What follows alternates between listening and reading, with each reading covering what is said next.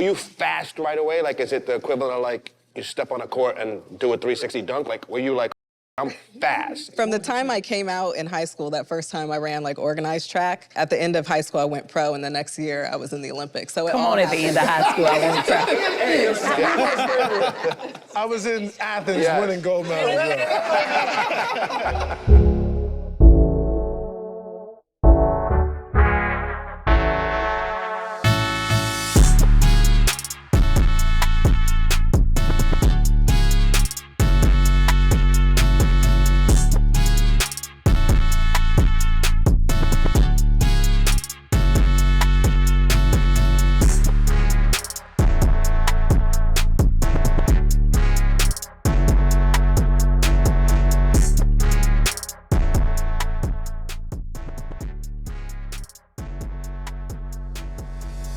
Here we are, season 6.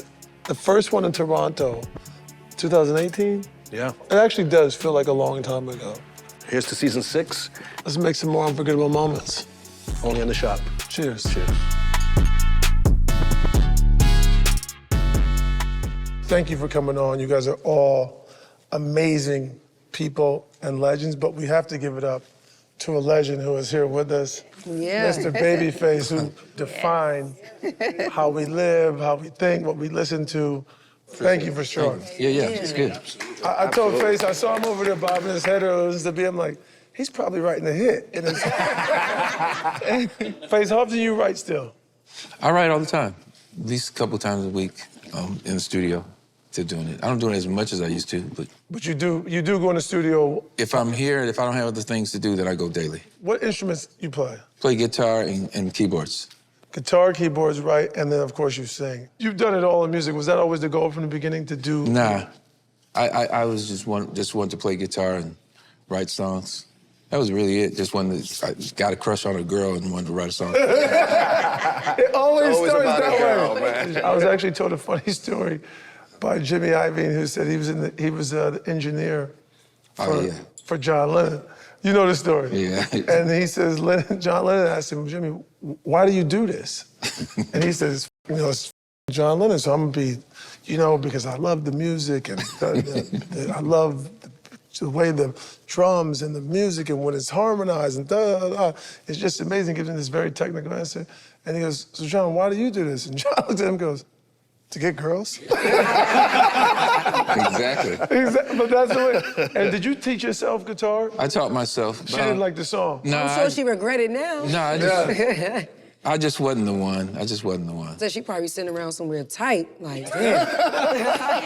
She probably like, damn. That's how you know that women are the more powerful gender. For sure. You would never hear the stories the other way around. It's always, we do all this to impress a girl and we never get them, but the women are just like, we're just doing our thing. I'm still trying to impress that girl. Absolutely. The 7th grade girl walking, I'm still want to impress her. And by the way, but then that launched your career. That's what I was about to say. That's what I'm saying. She probably sitting there like, damn. By the way, is revenge a great way to launch something and success? Is that the best success? Success is actually the greatest revenge. I think success and grace is the greatest revenge. For me, it's grace over grudges all the time. So to just like do everything you love successfully and with grace, I mean, that's what I said. She probably sitting around somewhere tight, like, damn. She probably like, damn. I wonder if he want to talk now. Right. Babyface, go and give me a call. Right. Because to your point, we're all human. Like, when somebody does something to us, you definitely want to get them back, right? Oh, yeah, you want to get that one up. I agree with you. Success is like, just gracefully don't engage and just go crush it, and that's the best reward. Grace means you have no desire to get them back. Really? That's Well, No, but we're not going all the way literal grace. I'm saying because, about like 80% grace, or maybe still 100% grace just without I don't think it's about getting back. It's just you're successfully, I'm still gonna look at you and smile because you know what you did. You know what I'm saying? So it's not really like I'm trying to get back. Yeah. But I do feel like the greatest revenge is, success, but doing it gracefully. Some people get successful and be like, yeah, remember me? Remember when you was like, boom, boom, boom? That's what I'm saying. That's not graceful. We saw that with Michael B. Jordan was on the red carpet, and there was a woman interviewing him for Creed on the red carpet, and I think she went to high school with him. Correct.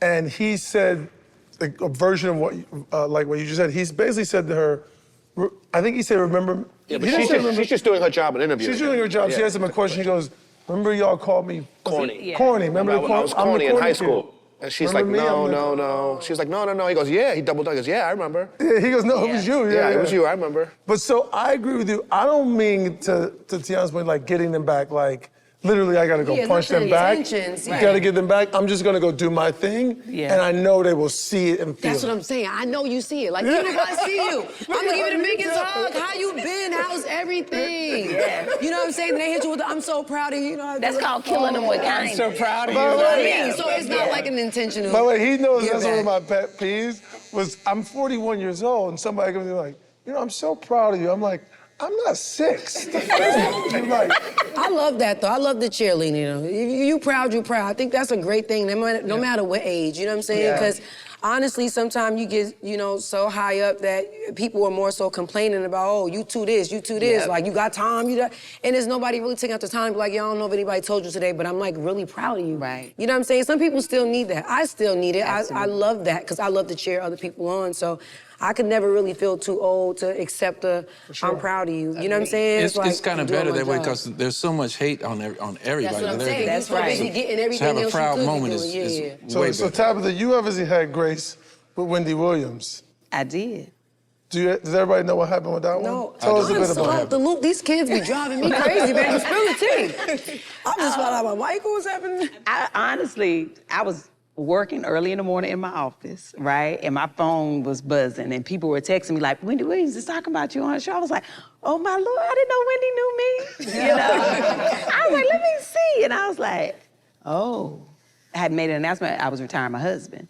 And so she didn't know who I was. I'll take that. Right? And so she said what she felt about it. And I just really didn't care. I was like, oh, because people say stuff about me all the time. So I put my phone back down. But in that moment, I went back to work and then God was like, I need you to give What a did she break. say again, exactly? I don't even remember the exact words, but it was just pretty much, she was saying that my husband was going to do me wrong just like her husband did. Got it. And so she was projecting. Yes. Yeah. And so in that moment, God was like, give her grace in this moment. And so I just did a video and just said, you know, first of all, I can only imagine that the pain that she must be in to Right. wish ill Yes, will 'cause that's towards usually Because someone that's what It's it not else. about sounds like. you, It don't it's her sound like, pain. yeah, she was dissing you. It's more like, you know, talking through her own It was- pain. but it was it's like, projected. For your Yeah. point, it's like you ain't got to group all of us in that. Like your Exactly. experience don't have nothing to do with mine. And Right. You get what I'm saying? So it And was so great that you was showed the that was grace. really it. And then I just prayed for her. I think you're right. It didn't really have anything to do with you. Exactly. Yeah, it was She all was just her. like, it's gonna happen to her too. And it's just Yeah, like- Exactly, yeah. exactly. And so my thing was, everybody thought I was like, gave her this like shady read. They was like, oh, she cursed out without curse Right. words. And I was That's like, because you be doing these reads with a smile on your face. But I ain't see the honestly- Wendy one, but you be doing, you be doing I be them. giving the grace, okay? Grace. You There be it is. in grace own over way. There it is. But the reason I think people were sharing it and had so much to say about it is because nobody had ever given Wendy grace. Everybody would always Oh, it's get tough back. on her, yeah. It was always the get back spirit. But Tabitha, where's that come from for you? Like, we can look back at it and think about it with that grace, but in the moment, right? Like our first reaction as humans sometimes is to be like, oh, I'm gonna back, show you, yeah, right? of Like, course. where's that come from for you? Like, For me, I mean, I feel like it's just the work that I've been doing as I've been healing, right, on my own journey. You know, in the last 5 or 6 years, coming from a dark space of being sick, I had to really get to a place where I said, you know what, God, if you heal me, you can have me. And I Oh, meant amen. it. And that was almost 6 years ago. And in that, in saying that, something changed inside of me. And I no longer wanted to be in charge of me. I wanted to be who he created me to be. Surrender. And I completely surrendered, submitted myself to him. That doesn't mean that I'm not triggered, right? But when something happens, I'll get straight. right? We all, because Because you're human, yeah. Because I'm human and I'm on a healing journey. Healing is not permanent because you can still get triggered. And so I can feel something, but because I'm on a journey, I know I need to take a minute. I'll know if I'm triggered by something. I'll be like, wait a minute, Tab, you about to react in a way that you shouldn't react. Yeah. You didn't work too hard on this. Yeah. Right? And so I just take a moment. Anytime we react out of emotion, it's most time not the right reaction. Yeah. You ain't processed yet. take a moment. So yeah, so I just take time with it. Did you ever And talk to Wendy? I've never after talked that? to her, So- but I pray for her every day since. I think that would be a great conversation because sometimes also just seeing, like, if you could look at her and say, okay, I can only imagine the pain you're going through. I think the best of the grace is probably even reaching out in whatever way you can, you know? Because at the end of the day, it's like, you just never know who's crying out for help. Absolutely. I would love to embrace her and show her Yeah, love I and would grace love in person. Well, look at our special guest today, right? I take my mask off. Come on here. But by the way, as an athlete though, getting back is a part of the thing, like, Yeah. especially in your Oh, yeah, sport. y'all athletes is That's petty. different, right? Petty as fuck. Yeah. I mean, I love when somebody tells me I can't do something, or if Or somebody you race doesn't for a believe in living, me. like if Jane Doe beats you, like the next race, I'm getting her back, right? You need that, Yes, right? I think you do. And sometimes I think you build it into, maybe something happened and it's not that big, but you make it bigger because you need that, like you feed off of it. So for me, it definitely motivates me and drives me and, to reach a new height that I didn't even know. And then it's like, okay, I'm grateful that this happened. But you're But so y'all know quiet. you probably look back and smirk at that same girl. You know what I'm saying? Yeah. You're so quiet and beautiful and graceful. The walk off. But did you ever end up on the track, or was there ever a competitor that you ended up like y'all had some words out there? Because you're competing, it's kind of, it's I know it's in there. mean, I feel like I usually keep it pretty cute. Yeah, but, you ran with a, she kicked everybody with a smile, for sure. Yeah, but I mean, I think it's healthy. Like, For sure. it's a part of it, and it's a competitive sport. You're going up against people, and it's just, yeah. At what age, when did you start running? I didn't start running till high school. Really? That's So, late, yeah, right? I had a That's late late. start. That's late, yeah. A lot Wow, different. really? So than- you didn't know when you... I knew I was athletic. Like I have an older brother, and I was always just trying to keep up with him. Basketball was actually my first love, but it was like very Oh, really? apparent Okay. that wasn't gonna be it. So made my way to track. I kind of stumbled into it. I actually went out for the team to meet people and find friends, and then I had a great coach early on who, spent the time, invested in me, And Allison, were you fast right away? Like, is it the equivalent of like you step on a court and do a 360 dunk? Like, were you like, holy shit, I'm fast? I mean, from the time I came out in high school, that first time I ran like organized track, at the end of high school I went pro, and the next year I was in the Olympics. So it all happened. Hey, you're like, when did you know? She's like, this time I stepped on the track. She's like, oh, when I was lacing my spikes up for that first She's like, year. not only me, She was everyone like, knew. 3 months later, I was in Athens winning gold medals. Yes. Started in high school and now The I'm question here. is, did you know it from the get-go that you were that good? Did you know it? And did you I love did- it? I did not know. Did you love it? I don't, from the beginning, I don't think I was deeply in love with it. I was like, okay, here's a way to get to college, here's a way to travel. I saw it as like my way out. Survival And then, mode. and then it was like, I didn't even know, I didn't grow up like watching the Olympics or anything. Right. So I didn't Wow. know this could be like a career path. So when people started telling me Nice, that yeah. and they started talking about shoe deals and stuff, I was like, oh, Okay. all right, that I sounds say good to what me. now? Well, you bring up an interesting point, talking about shoe deals. Yeah. You've challenged Nike, and keep me honest here. When you were pregnant, I think there was a situation with Nike on maternity leave. Yeah, I went through kind of a really dark period. Basically, even before I got pregnant, I was offered 70% less than what I had been previously making. And there was a lot of fear even in starting a family because what I had seen in my sport was women's contracts being paused. I saw them hiding pregnancies. So when you say secured contracts being bonds. paused, someone gets pregnant and your It's just like put on sponsorship hold. is, wow. Yeah. Because you can't compete. Yeah. Wow, okay. And it said hiding in pregnancy too. Wow. Yeah, so women were hiding pregnancies. And so when I found myself in that situation, I kind of felt like, well, I think I've accomplished enough. Like at that point, Yeah. I had been to 4 Olympics. I was a 6-time Olympic champion. I was like, I think I'm safe. Like I'm good. Yeah, you're like, I'm me. Like, yes. I'm like, That's the point. Yes. Exactly. But I found myself in a very similar situation. And instead of like the financial fight, I turned my fight towards asking for maternal protections. And basically the way that track and field contracts work is that they're performance-based. So you go to the Olympics, you get a medal, you get a bonus. You don't, you get a reduction. So if you become pregnant, there's nothing in place to protect you. Wow. So I was essentially just asking for that. And I was actually told that I could have time for that. that would be fine. But when the contract came back, there was no legal wording to tie it to pregnancy. And so that meant that it wouldn't set that precedent.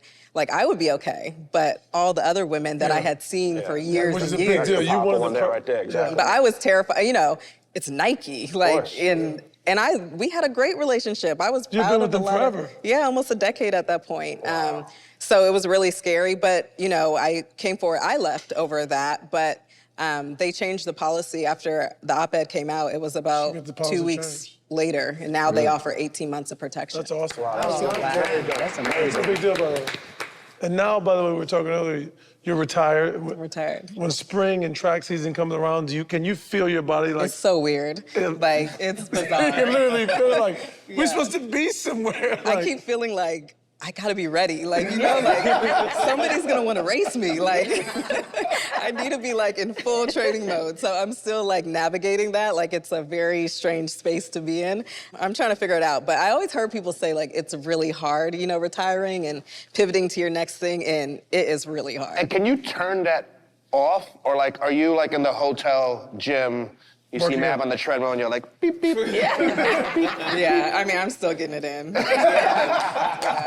I love it. Gotta be ready for that race. You're still getting it in. Yeah. I love that. Because in the back of her head, somebody want to try her. Stay ready, right? Yeah. Gotta stay ready. Face, will you ever retire?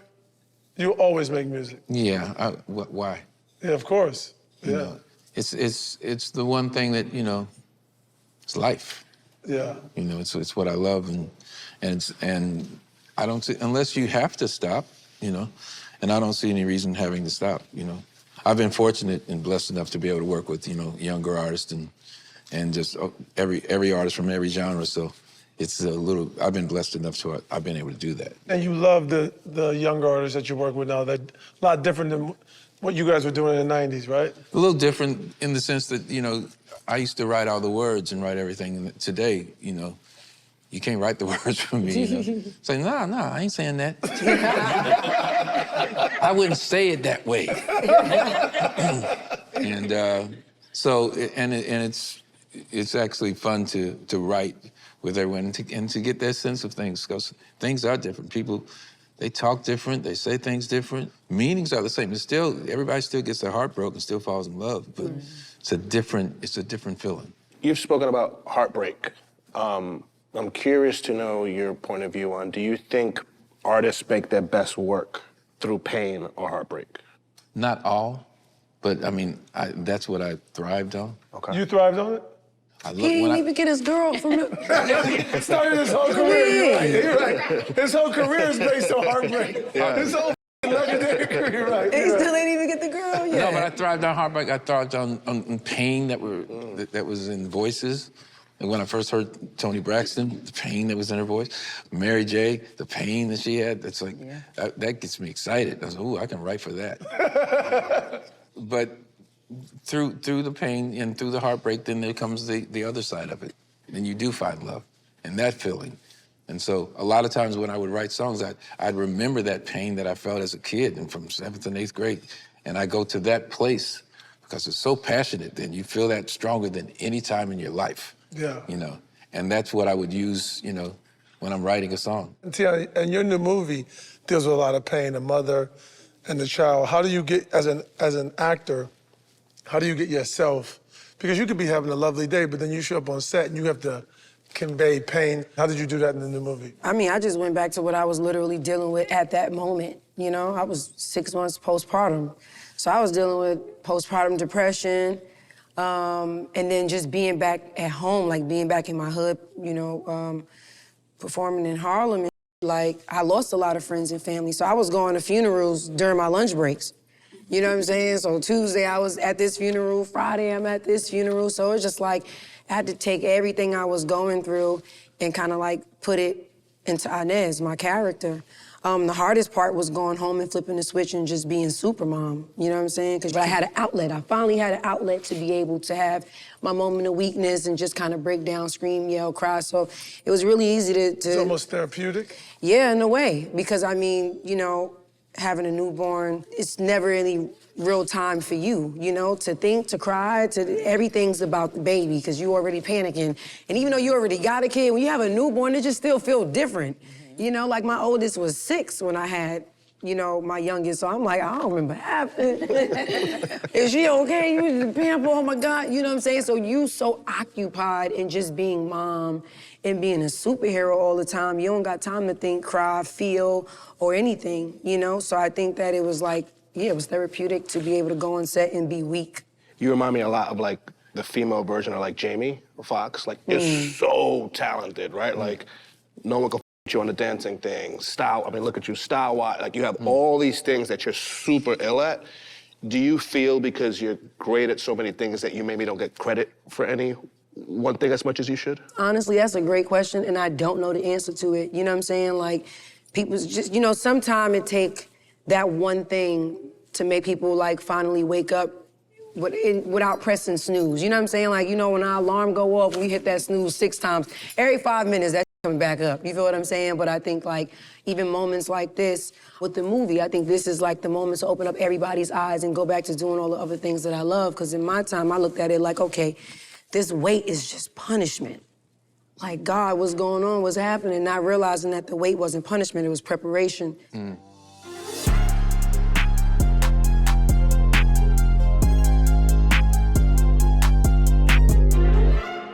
And Bobby, you obviously with the Hundreds, which is one of the most legendary streetwear brands ever, yours is all about community. Like, how have you created that community, kept it together, and they're so loyal to everything that you do? And how long has the Hundreds been around, by the way? We're celebrating our 20th year. Wow. Which is wild, because it seems like we just started it 2 years ago. I still feel like it was my partner, my friend Ben and I sitting in our apartment, just drawing sketches on T-shirts and writing stories about it. What was the inspiration? What was like driving you to that? Honestly, it was just I wanted to be heard.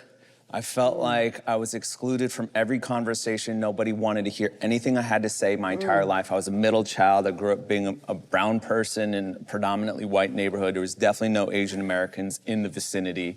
And I was just drawn to these marginal subcultures, these fringe interests like skateboarding and hardcore music and punk and backpack rap and graffiti. And there was no place for it in mainstream culture. So I'm watching film, listening to music, and nobody's speaking my language. And then it came to a point where I was like, man, I just feel left out. I don't have my own community, but if I build a brand, I can create my own world. And so that's what I champion when I talk about entrepreneurialism and I'm inspiring young people to build brands or start off their careers. I'm like, if you don't see a place for yourself in the world, make one. And then you can create a home for others to be welcome, to be included in, and it becomes a really beautiful, remarkable experience for everybody. And then it inspires them to do the same. You know, and so everybody wins. But are you okay with, as you said, your inspiration came from being a part of these subcultures, right? Whether it was skating, streetwear, and now those because what happens, right? Those subs skating became this thing that a guy like me, who's never been on a skateboard in my life, but I wear skateboard shoes and I like skateboard culture. So skateboarding becomes this thing that, big institutions, whether it be an art gallery, a company, see these subs and start using these subs to grow their business. Are you okay? Do you like that? Because then the sub is no longer the sub. I think the tension is important. It's a bit like hip hop, right? Hip hop started as this sub thing. Absolutely. And then it became, now it's the biggest genre in the world. I think there needs to be this exchange. You know, skateboarding is a great example because if it had stayed the subculture that it was, it would have been this really great secret cool guy club, secret handshake club in the background that no one would have been aware of. Well, hip hop also took it too. Yeah. Right, because I remember my first exposure to skateboard culture was through Pharrell, actually. Absolutely, like yes. Through P and his style. I never fathomed P was a skateboarder, but he was called Skateboard P, right? And then Wayne, and then Nike, and then Bape came. So, but yes, to your point. But now big designers are coming too. My only issue with the big designers with the skate shoes, I used to skate, I was also signed to Pharrell as well, is like that I feel like the skaters are excluded. You know what I'm saying? That's my like, question. Is that if you're gonna have some like high designer, like Dior skater, like let me see somebody on a skateboard doing a kickflip or something, you know, in the campaign, you know what I'm saying? But honestly, it's become a blueprint for a lot of like big designers that are making the skate shoe. Right. And I don't really see a lot of skateboarders around. And then I ain't going front, I'll wear a few because that'd be fire. You know, I'm gonna keep it a beam. But of course, in my head, I'm like, I'm DC's, I'm Etnies, you feel me? Like the original boys, like, you know what I'm saying? Soho Kid, like, I know all about it. So it's like, to see a big designer do it, I'm like, oh, this looks exactly like... You know, one of my favorite movies was Rocky. And if you think about what that movie was about, it was about the champion Apollo Creed and Rocky, who was a no-name, off-the-street, underground boxer. And in the beginning of the film, Apollo realizes that he's losing touch with the streets. There's a disconnect from culture, and the people are kind of looking at him as, you're now becoming the villain. And so he starts looking around the streets saying, who's someone of the people that I can challenge and be welcomed back into the community? And meanwhile, Rocky's like, I just need a shot. Get me on the main stage so that I can get notoriety. People need to see how I box. And so they needed each other, and it's a dance. Right? And they became friends through that tension. And they become friends, and then you get a remarkable film franchise out of it that continues to this day. It never hurts, by the way, the franchise, But where the problem becomes, and I think this is to your point, is if there's a disparity and an imbalance where the corporation is now leading the dance or starting to step all over your partner's toes. And that happens much too often. So have you had big companies come to you to buy hundreds of partners? Absolutely, yes. And you've turned down? What are those conversations like? They're really flattering at first. And I talk about it in my memoir, in my book, but it's like, you know, we had like everyone from Tommy Hilfiger court us for months and years, and to Echo and all these guys looking into the business. And it is really flattering, you know, when you build a business out of nothing, materialize something out of scratch. And then all of a sudden your heroes are coming and trying to offer you money for it. But at the end of the, you know, look, money is great, but at the end of the day, I still would just be doing what I do every day. So even if someone paid me $200 million, which nobody's offering me that. But if you are, maybe I'll entertain. But if you give me $100 million, I probably would spend it on a yacht or something, but I'd still be at work. I just want to create. I'm like you. I'm an artist, and I just want to make stuff and see people wear it and bring people together through the product, and I'm very happy with that. You've also, like everybody else, wrote books and done a lot of other things. Yeah. All of you in the room do a lot of things. Is that just like who we are, or is it That might be, because I'm like a Glade plug-in. Listen, I'm plug me in this whole house. Don't have me trapped in the bathroom. Like, why just the bathroom smell good when the whole, you know, the whole building can smell good? Like, if a door open, I want to go in there and plug look me in around. everywhere. Yeah, I need to see what else is out there. Exactly. Is there stuff out there that you haven't done that you want to do? Oh, absolutely. Absolutely. Like what? I feel like I'm just getting started, right? Of course, my background was acting. Nobody knew that, you know, or nobody knew me, rather. But I did more acting for the last, you know, over 20 years. A lot of small victories, but never anything where people would be like, oh. Sometimes every now and then people would be like, was that you? I'd be like, some stuff I don't want to, you know. I don't know. But I would love to get back into that. Like the talk show space, that type of thing. But even more business. I mean, you know, I have a hair care line, Donna's Recipe, because y'all know I call my hair Donna. And so just even building that out and doing skincare, like all these different things that I can include my family in. I just think, you know, whatever I think of, like to me, if I'm able, why not? And if I enjoy it. That's right. So that is a perfect segue. You not only left the swoosh, you created your own shoe. Yeah, our brand is all about purpose. And so when I found myself without a footwear sponsor, I had at that point been to 4 Olympics, a 6-time Olympic champion, but I couldn't find a sponsor. And I was just exhausted and tired of begging. You wouldn't talk to all the companies? Yeah, I think because I had been so Nike branded, like. And they didn't offer you deals, or you did like the offers they gave you, like Adidas, the other? Yeah, most would not offer. Wow. Yeah. Which is insane, by the way. It's a and I think I was at a Olympic, place in my career where I think brands saw like it was kind of like it was done, you know? Okay, they thought you would finish. Yeah, at that point I was, you know, I had just become a mother and all these things. And so it was like, okay, I'm gonna bet on myself. I'm gonna do this myself, and it's more about the reason behind it. And for me, it was that what we thought we were doing was just creating shoes for me to wear in the Olympics. But then we realized that sneakers are not made for women. So a shoe is made off of a last, which is just a mold of a foot, and it's a man's foot to make women's sneakers. Very hard to make it last, though, by the way. Yeah, You know. which, It's important. It's very important, yeah. very hard. Because, and I'm sorry to interrupt you, but the reason is because people never think about it that way. All the shoes we have on, the last, literally the mold that your foot goes into, they have to make one for that shoe that fits billions of people's feet, some people's feet are a little wider, a little skinnier, but that one lasts all of our feet, so it's very hard to do. But never a woman's foot. Millions and millions. But and why millions. is it never a woman's foot? You know, that is in the, so that was, that's what our company Seish does. We make shoes to fit the form of a female foot. And I think we're just so much bigger than a shoe company. To your point, it's about that purpose. I see when people are wearing my shoes, it's like, you stand with women. Like, you stand for saying that women deserve better and that we're not gonna be an afterthought. Were you scared to start it? You must have been. Yeah. Terrified. I mean, being an athlete all my life and going into this industry, it's like, just imposter syndrome. Like, I don't know enough about it. Like, I haven't been doing it long enough. But then starting to reach out to people, you know, Tiffany Beers, who's iconic shoemaker, engineer, and just, I think the help and encouragement, and that's just been really refreshing. I feel like this space has really been, people have been really helpful. That's great. But do you ever worry, if I do too many things, how can I be great? Nope. How can I make sure all those things, are you making sure they're all really great? You don't worry about that. I don't. And this is why, because I do everything rooted in Tab. Exactly. I don't just put my name on anything. Like, I named my hair Donna in 2018, right? And so everybody, listen, people know my hair before they know me. They be like, I thought that was you because I saw Donna. If I have a hair care line, it's only gonna be Donna's Recipe, right? If I have a clothing line, it's gonna be bright and it's gonna look like me. People be like, I saw that and was like, I know that's Tab. If I do it, it's rooted in every part of who I am.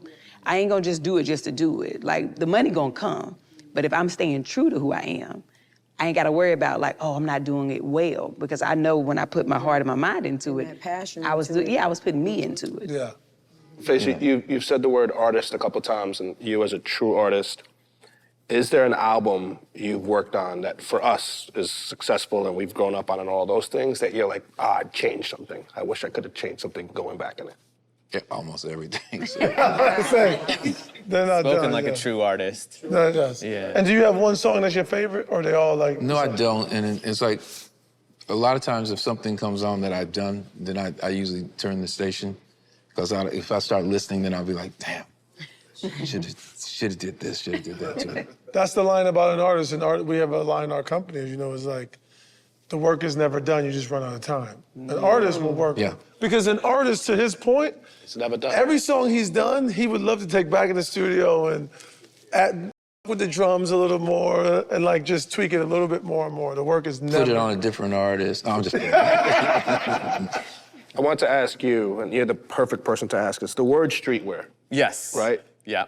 Is it putting the culture, putting the genre in a box? Is that an old right? term? That's a great question. It really is a good question, because no one can agree on what the definition of streetwear is. And I think that's probably symptomatic of it's a postmodern problem today. No one can agree on what cancel culture is. No one can agree on what the virus is. And streetwear is a perfect example of that. Yeah. And it gets us into a lot of sticky territory, because high fashion will start claiming streetwear as theirs, and then there's actual street brands that what I define as street brands coming out of New York and Harajuku and London that I'm like, these are the real kids that are creating streetwear, but then the spotlight's over here. I've always seen it like the media is that it's like a desk lamp. It's always going to put a halo around what they want to talk about. In the last 10 years, it was Verge and Jerry and Matt and all these amazing pioneering designers, but they were saying this was streetwear.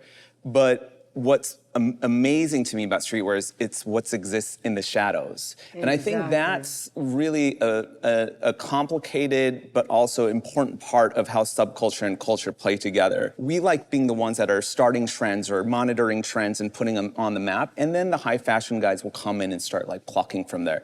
And again, it's that dance. But I think it's really important, and I can't emphasize enough that when we talk about streetwear, and I know the media likes to say it's really all this that you never see. I really think streetwear is like a day-to-day manager. You know what I'm saying? Like, you know how like you have two managers. You have the one that's like gonna get you all the deals and they like never really see you. And then you have your day that's with you every single day. Yeah. You know what I'm saying? Like just every single day. Like what I wear to the gas station to me is streetwear, but I've always been a streetwear kid or whatever that's supposed to mean. But when I came out at 15, like that wasn't okay. And now it's this whole big thing. So like he said, like streetwear is really just like, really, I want to say the underdogs because, you know, the big dog's gonna always take the little dog food. You feel what I'm saying? And things have been taken away from me all my life. So I feel It's you, an you know attitude. what I'm saying? Like yeah, you embody yeah. the attitude of what Yeah. streetwear is. It's really hard to diagnose it as a specific fashion article Right. of clothing or a genre. Because if I say That's what I'm hooded saying. It's like a sweatshirt, day-to-day. It's like a literally day-to-day. It's whatever your is your lifestyle. style. When I Yeah. walk down That's what it Soho, is. when I Yeah. walk down this street or walk to this gas station That's and right. I'm literally stomping on the streets, Yeah. this is what I got on. Yeah. This is my streetwear. You get what Yeah. I'm saying? But like he said, it's like everything is always being grabbed and taken somewhere else. And it's like, did you see her streetwear? Did you da-da-da-da? And it's just like, that's not, because on a regular day, you just wouldn't do that. And I feel like streetwear has become something that's this whole big thing when it's really something so simple. Yes, it is. You know? It really is. The dope side of it is for the other young girls like me, where I don't like dressy clothes. So like, I remember one time I You've was always sitting- been like that? I've always been like this, always, since the day I came out. I remember I was talking to Kanye, and he was like, I love that you never changed for anybody. Like, he was like, I ain't going front. Like, in a few years, like, how you dress, this gonna be in. And you never gonna have to throw on another heel. I used to be pissed. I don't wanna wear no heel. I don't wanna wear no dress. So it's like the flip side of it is now we get to be who we really wanna be. And now it's no longer a thing of, no, you have to wear this or have this certain look. So like streetwear kind of becoming mainstream is dope, because now I get to wear, if I do wanna wear high-end, I wear a lot of vintage stuff. But if I do wanna wear high-end stuff, I know that I can go and get some that's swaggy and I still feel like me. And I can say, well, this is Prada. You know what I'm saying? Like I get to It kinda allows you to have be that- free. Yeah, I get to be free, and that's what And T, works it's for dope. me. It's not just okay now for you to do that. You're influencing the trends now. Yeah. Like people following you, so that's got to feel validating as well. Like, where at the beginning you did, or earlier you didn't want to do that thing, and now everyone's kind of shifted. The culture shifted to like how you've always. I love that. It's like I've always been into just like, just wear, you know? The imperative part of this formula is that we, as the people wearing the product and being the influencers, are constantly pushing back and putting these brands on notice. Yes. And so the last 2 years, we've gotten really deep into Web3 and using NFTs and crypto to actually reshape a lot of that. So we have NFTs where if you buy them and we use your art, we start giving you royalties. And Yeah. so the consumer, they should making them actually an active be participant. participating, exactly. They should be participating in the upside somehow, right? That's the next revolution of what brands should be. You know, we're all a part of this ecosystem and everyone is influencing each other. Reading up on you, it's like you were an actor and a comedian, and and then you hit a phase or a stage in your life where you like drove Uber and worked, I believe, at Macy's maybe. I worked at right? Macy's first. What was that like when you think about like your journey of like you thought you'd pop off one way and then you figure out a way to make it about yourself and your brand? Like, what's that experience been like for you? I think the word fear is so real for me because for so long I was fearful of being me. So I had created this other persona. I created the Tabitha I thought that Hollywood wanted to see. You know, I'm from a small town in North Carolina, from Eden, and I'm Southern, I'm country. And so working in corporate America and then coming to the entertainment industry, I was always told I sound ignorant or you sound country, you need to cover your accent. And so I had mastered that so well that I almost forgot who I was, right? So I had to pretend all the time and wear my hair one way. I remember when I first got an agent, they were like, listen, with your skin complexion, you're gonna need to have your hair straight. So I was like, okay. And I believed that, so. That was a real conversation. Oh, absolutely. Absolutely. Lose weight, right? Cover the accent, which said, forget about who you were, and this is who you need to be. And I believed it.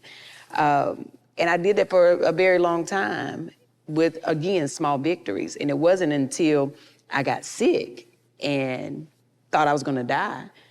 When I said it earlier, when I said, God, if you heal me, you can have me, that meant now I gotta start showing up as the real Tab, because it's exhausting to show up as somebody else every day that's not the real you. And God can't give you what he want to give you if you ain't you, right? So I had to get to that place. And when I started showing up as me, I was very afraid. Allison, I wanted to ask you, you are, I believe, by medals, the most decorated track athlete ever, correct? Female. Okay, can we at least, let's stop that up, that's crazy. Right? Was every win as important as each one, like every medal? That's a good question. I feel like at each point in my life, I was like learning something new. And so I was still passionate, they were still important, but they were all different. Like my last Olympics was my 5th Olympics, my first as a mother. And I won a bronze individually, a gold with the relay. And that bronze medal, I think it means more than any gold because it was like overcoming all the adversity, like being a representation for women, for mothers, like it was everything. You know, I got to do it in my shoes that my company made. So it was like full circle, all the things. Where do you keep your medals at, by the way? My parents keep them. their Yeah, house? I've never been into like the medals, but you know, parents they like to brag and bring them out and all that stuff. I'd have mine on during the show. Like jewelry? For sure. Like jewelry, B? For sure. I'm That's like, the New sorry, York T, in what you. were you saying? I'm sorry, move my thing to the side. That's the New York in you, For bro. sure. When you accomplish something, how fast do you put it behind you? Yeah. Like you got a movie which people I think are going to love your performance. How fast will you go like, okay, I'm on to something else now. I'm going to make something else. I'm going to find my next thing. How fast do you put those things? Like you win medals and just give them to your mom. Like, Yeah. like I'm Yeah, I going to win the next one. mean, because you got to start focusing on, you know, Yeah, what's the ahead of next you. thing, You know what yeah. I'm saying? Like, you can't get stuck behind that. After that, I got White Man Can't Jump coming. Then after that, I got Book of Clarence coming. So I'm like, okay, what's next? And most importantly, what these kids about to have me doing. You know what I'm saying? So it's never really a time They keep you quick to on your look back. feet. Yeah, definitely keep you quick on your I feet. feel like for you sure. barely feel the success, but Yeah. when it doesn't go right, like that part to me, that's like I feel that. You more feel than that anything. more, Yeah. yeah. And So I the think pain or the failure, you feel that more than you do the success. Absolutely. because I think like there comes to a place where people expect like greatness out of you.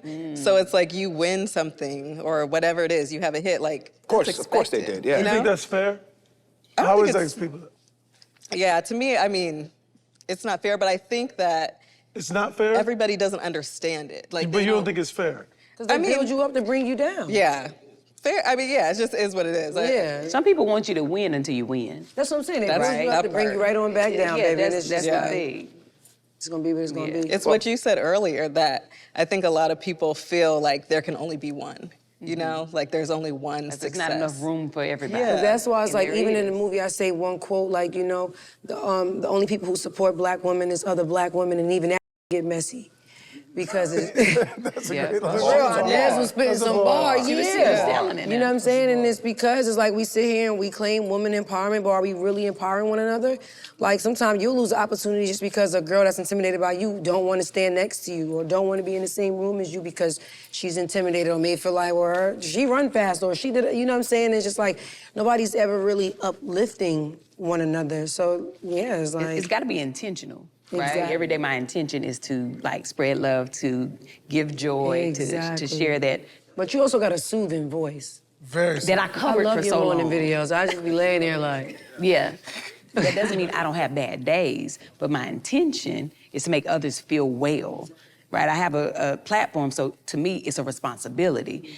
And some days are rough, and I'll share that, but the majority, I am sharing positive information or positive feelings and love. I would say majority of people do not share that same sentiment. Right. So, but and you know what's crazy? Yesterday, me and my husband, we were just talking about this. Somebody had did a video a couple months about me saying that I had toxic positivity, and I was like, dang. What kind of world do we live in that being positive is toxic? What's that even mean? Wait, I mean, so- they were like, can't nobody be that happy all the time. Like, it was a whole thing where, and then people were agreeing. And I was like, Wow. Again, the pain they must be in to think that being positive is toxic. because you fell into it accidentally, trying to do something else. Yeah. So, were you actually having fun doing it, or it was just like, oh, I'm making money, I'm doing it, so I'm gonna keep doing it? Or was it like I actually like making these videos and like I'm enjoying it? So in the beginning, I was very fearful. So if you go back and look at like all my old videos, because I cooked live every day at 5 o'clock. That was like, I made it like a job. I wasn't making no money. Listen, I would be cooking live. Some days I would cry because I'd be like, the Lord said thousands of minutes is 33 people on here, you know?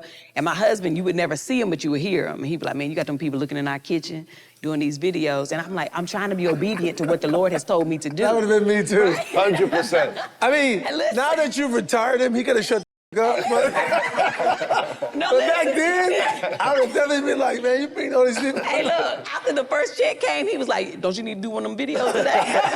Hey, almost 5 o'clock, ain't it? Right. Almost 5 o'clock. Y'all go about y'all business and have the most amazing day. But even if you can't have a good one, don't you dare go messing up nobody else's here. God bless you. I love you.